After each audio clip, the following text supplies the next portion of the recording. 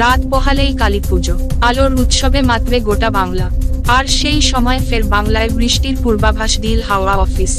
এমনকি বেশ কয়েকটি জেলায় বিক্ষিপ্ত বৃষ্টির কথা বলা হয়েছে। শুধু তাই নয়, কালীপুজোর পর থেকেই আবহাওয়ায় ব্যাপক বদল অনুভব হবে, এমনটাই পূর্বাভাস আলিপুর হাওয়া অফিসের। তাহলে কি নভেম্বর থেকেই বাংলায় ঠান্ডার আমেজ?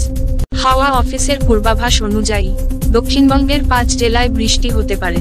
সেই অনুযায়ী উত্তর 24 পরগনা, পশ্চিম বর্ধমান, বীরভূম, মুর্শিদাবাদ এবং নদিয়ায় বৃষ্টি হবে।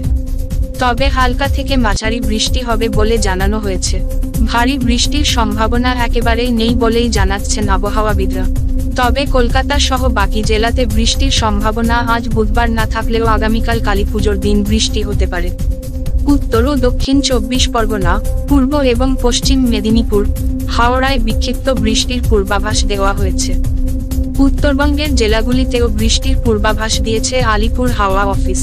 দার্জিলিং, কালিম্পং, আলিপুরদুয়ার, কোচবিহার সহ কার্যত সব জেলাতেই বিক্ষিপ্তভাবে বৃষ্টির কথা জানানো হয়েছে। তবে কোথাও ভারী বৃষ্টির পূর্বাভাস দেওয়া হয়নি। স্থানীয়ভাবে তৈরি মেঘের কারণেই বৃষ্টি হতে পারে বলে জানাচ্ছেন আবহাওয়াবিদরা। গত কয়েকদিন আগেই বাংলা থেকে এইবারের জন্য পাকাপাকিভাবে বিদায় নিয়েছে বর্ষা। দুর্গাপুজোর পর থেকেই ধীরে ধীরে বদল হচ্ছে আবহাওয়ায়। সকালের দিকে একটা ঠান্ডা ঠান্ডা আমেজ তৈরি হয়েছে।